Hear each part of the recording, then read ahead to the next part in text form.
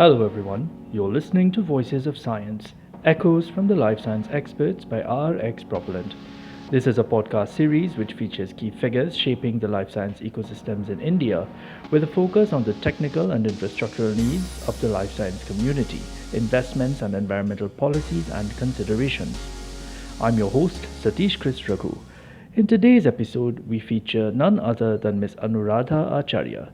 She's an award winning science entrepreneur, the founder and CEO of Osimum Biosolutions and Map My Genome. Together, we'll be talking about biomedical genomics in India, mapping world health. Ms. Acharya, it's an absolute pleasure to start off our second season with you. You studied physics but somehow built a business around personal genomics. What inspired this transition? Thank you, Satish, for inviting me on this podcast. And actually, that started a while ago, not just with Map My Genome, but a little bit before that as well. So I had done my undergraduate and master's degree from Indian Institute of Technology, Kharagpur, in physics, as you rightly pointed out. And I then moved on to University of Illinois in Chicago, where I did a couple more masters in physics and in information systems. And that's how we got started from an academic perspective. But I think, that was also the time in the 97, 98, where we saw a lot of exciting changes that were happening, both from a software point of view, but also from the point of view of the way we were looking at the internet, the way we were looking at search, the way we were looking at many other things. But along with all of that came the Human Genome Project. And the Human Genome Project, which was completed around the year 2000, 2001, was something that was actually going to change the way we look at our own software, not just as the way we look at other software systems, but it was something that would actually revolutionize how we can understand ourselves better.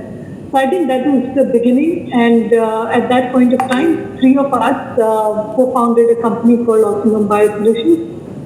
The other two founders are Subhash Linga Reddy and Dr. Sujata Paggu. So we ultimately moved into the world of genomics, where we were actually manufacturing our own arrays, we were making our own oligonucleotides, and we were also building some of the largest systems that were there, what we called as the research as a service. So Osimum became one of the largest genomics services players worldwide. We had done 3 international acquisitions. We are across 3 continents, in the US, in Europe, and in India. And it was moving well towards becoming one of the largest in this space. Personal genomics is still in its early stages of growth in India, yet has a projected global market growth rate of 128.75 billion US dollars by 2030. When can we see India at the forefront of this growth? That's a question that I think when you look back at history, what you do find is that any new technology takes some time for it to actually get to that level where it moves to the next orbit. And I think it's been around 10 years since we started the whole personal genomics or preventive genomics, as we call it. And we have now started to see that actually both the clinicians as well as consumers are actually now starting to look at it in much greater numbers than they were earlier. So I think we are almost at that point where we are starting to see exponential growth in this space. And over the next 2 or 3 years, we'll start seeing that many more people will get their genome sequenced, both from a personal health point of view, but also some people look at it for curiosity to understand where they come from. Some people look at it to understand, what they can do in terms of their fitness or nutrition, or they are trying to find out, what is going on with their metabolism and so on. Your company, Map My Genome, is revolutionizing the way we look at genomics and preventative and personalized health in India, from offering ancestry insights to diagnostics. How did the life science ecosystem in India help your company to find success?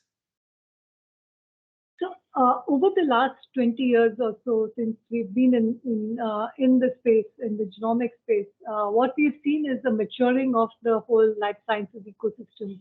I remember the time when in the year 2000, 2001, the life science ecosystem wasn't as robust as it is today. So today we see that, our, whether it is organizations like ABLE or FABA or other, other organizations like NASCOM, FICCI and all have been able to create some sort of put some glue together to the ecosystem that we are seeing today.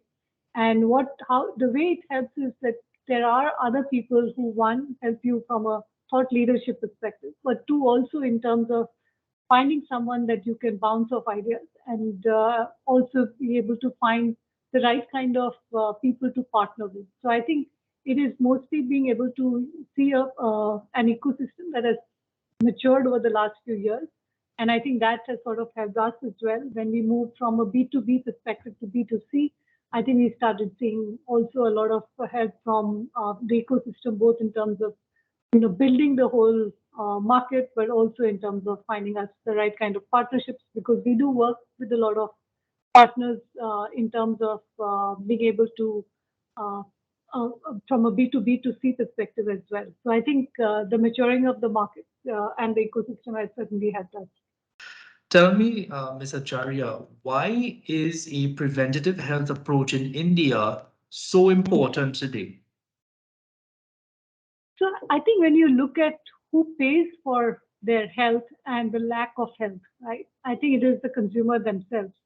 So when you look at somebody who is, anybody who's had a health disaster, if I can use that term, somebody has had, let's say, death in the family because of a grave health issue, or have been hospitalized for a long time.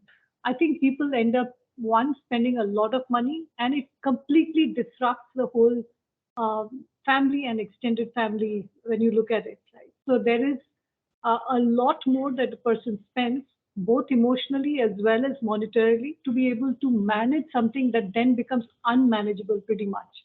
For example, I think when you look at a lot of health issues like cancers and cardiovascular disease and diabetes, now many of them are preventable. But for many people, they wait till it becomes so bad that they need to go to the hospital. And at that point of time, it becomes hard to actually either get them back into the point where they can actually be healthy, or you're just extending their life without actually giving them the quality of life that they need. But instead, I think if people actually, you know, invest in their own health upfront from a preventive health point of view, you catch these problems early, right? You make those lifestyle interventions that allow you to be able to, not get diseases at the first place. Ms. Acharya, you are one of the few women in India to be felicitated for your own work and the performance of your company in life sciences. Is there any advice or guidance that you would like to give to students listening who may one day choose to follow a similar path? So I would say that entrepreneurship is not for it's not just a field that you choose because others are doing it. And I think it is important that people understand that it is not an easy ride, and that if you do enjoy doing something, it has to be something that you passionately believe in and you enjoy that and you believe in that purpose. So I think most importantly for anybody who's actually going the entrepreneur route, they should make sure that they, one, believe in the idea that they are looking at starting their business in, because it will take a lot of efforts. There will be times when won't be as rosy. It's not just the problem you solve, but you're also taking into account your team, you're building your rest of your stakeholders. You are also building something that likely will impact others.